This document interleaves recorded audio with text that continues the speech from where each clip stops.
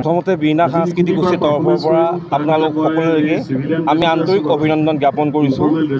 1998 চনতে জন্মগ্ৰহণ কৰা বীণা সাংস্কৃতিক গোষ্ঠীয়ে এইবাৰ ছদিনীয়াকৈ মৰিগাঁও তৰুণৰাম ফুকন খেলপথাৰত গ্ৰীষ্মকালীন এখন কৰ্মশালা আয়োজন কৰিছে।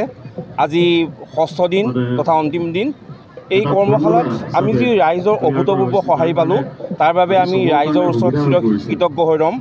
আৰু এইখিনিতে মই এটা কথা নক'লে বৰ ভুল কথা হ'ব যে আমাৰ এই কৰ্মশালাখনিত আমাৰ মৰিগাঁও তিৱা কাউন্সিলৰ সন্মানীয় CEM আৰু মৰিগাঁও জিলাৰ সন্মানীয় বিধায়কে আমাক যিদৰে সহায় সহযোগিতা কৰিছে তেখেতসকলৰ এই সহায় সহযোগিতাই এই কৰ্মশালাখন সফল সমাপ্তি হৈছে বুলি আমি অনুভৱ কৰিছোঁ। আমি আশা ৰাখিছোঁ যে অসমত গা কৰি উঠা পশ্চিমীয়া সংস্কৃতিক বিনাশ কৰি আমি অসমীয়া সংস্কৃতিৰ এই বিহুটোক যাতে শুদ্ধ ৰূপত অসমত প্ৰতিষ্ঠিত কৰিব পাৰোঁ তাৰে বীণা সাংস্কৃতিক গোষ্ঠীৰে মহান প্ৰয়াস কৰিছোঁ। আৰু আমি যিদৰে ভাবিছিলোঁ যিমান ছাত্ৰ ছাত্ৰী হ'ব বুলি ভাবিছিলোঁ আমি আশা কৰাতকৈ কিন্তু বহুতখিনি ছাত্ৰ ছাত্ৰীয়ে এই কৰ্মশালা যোগদান কৰি আমাক বেছি আগ্ৰহী কৰি তুলিছে। নিশ্চয় অভিভাৱকসকলে যদি সহায় নাপালোহেঁতেন হয়তো আমি এনেকুৱা এটা পূৰ্ণাংগ কৰ্মশালা অনুষ্ঠান সংস্থাপন কৰিব নোৱাৰিলোহেঁতেন। আৰু সেইবাবে আমি আজি শেষৰ দিনাখন সমূহ ছাত্ৰ ছাত্ৰী আৰু অভিভাৱকসকলৰ বাবে এসাঁজ ভাতৰ ব্যৱস্থা কৰিছোঁ।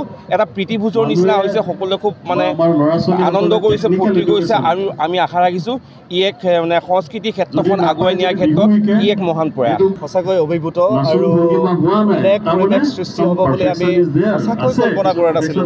এইটো কাৰণেই কল্পনা কৰা নাছিলোঁ কাৰণ যিহেতু গৰমটো বহুত বেছি। আমি সময়টো যিহেতু গ্ৰীষ্মকালীন কৰ্মশালা বুলি আমি বেনাৰত স্থাপন কৰিলোঁ, গতিকে আমি আৰু যিহেতু স্কুলবিলাক অলৰেডি বন্ধ হৈছে আমি সেই কথাৰ চিন্তা কৰিয়েই গ্ৰীষ্মকালীন বিহু কৰ্মশালাখনি বুলি আমি আয়োজন বুলি আমি বেনাৰত দিছিলোঁ। আৰু সঁচাকৈ কিন্তু মৰিগাঁওবাসীৰ যি সহযোগিতা আৰু দৰং ডিষ্ট্ৰিক্টৰ পৰাও আমাৰ ছাত্ৰ ছাত্ৰী আহি প্ৰশিক্ষাৰ্থী আহি আমাৰ প্ৰশিক্ষণ লৈছে।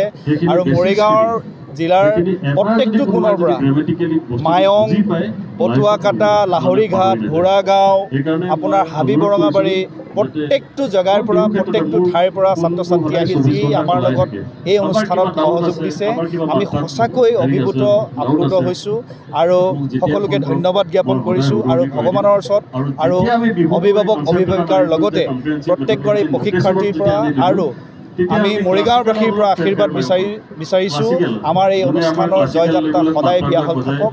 আৰু এনেকৈ আমি প্ৰতি বছৰে যাতে এই অনুষ্ঠানভাগ চলাই নিব পাৰোঁ আৰু ৰাইজৰ সহযোগিতা পাব পাৰোঁ আমি সকলোকে আহ্বান কৰিছোঁ।